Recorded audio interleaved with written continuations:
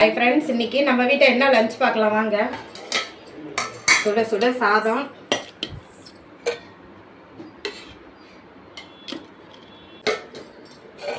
இன்னைக்கு நம்ம அந்த குழம்பு இந்த வாத்துக்கறி தாங்க. அதையும் இன்னைக்கு கொஞ்சம் மேட்ச் பண்ணிக்கலாம் மதியானத்துக்கு. சூப்பராக இருக்குங்க. இது சாதத்துக்கெல்லாம் போட்டு சாப்பிட்டோம்னா சாதத்துக்கு, டிஃபனுக்கு எல்லாத்துக்குமே நல்லாயிருக்கும். கிரேவி மாதிரி வச்சோம் இல்லைங்களா, அதுதான் வச்சு சாப்பிட்டுக்கலான்னு இருக்குது. பாருங்கள், ரசம், அதுக்கு மிளகு ரசம் வச்சுருக்கோங்க.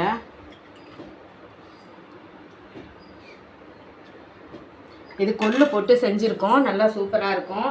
மெயின் டிஷ் என்னன்னாக்கா, நேற்றுக்கு நம்ம மசாலா போட்டு வச்சோம் இல்லைங்களா, அந்த மீன் தாங்க.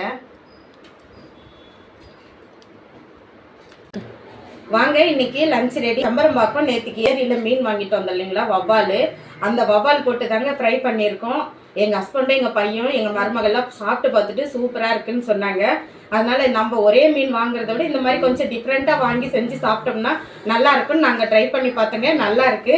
நாங்கள் மிளகு ரசமும் இந்த காலையில் நாங்கள் கிரேவியாக வச்ச வாத்துக்கறி இருந்தாங்க. நம்ம வீட்டில் லஞ்ச் ரெடி. வாங்க எல்லாரும் சாப்பிட்லாம். ஆமாம், வாத்துக்கறி எப்படி இருக்கு?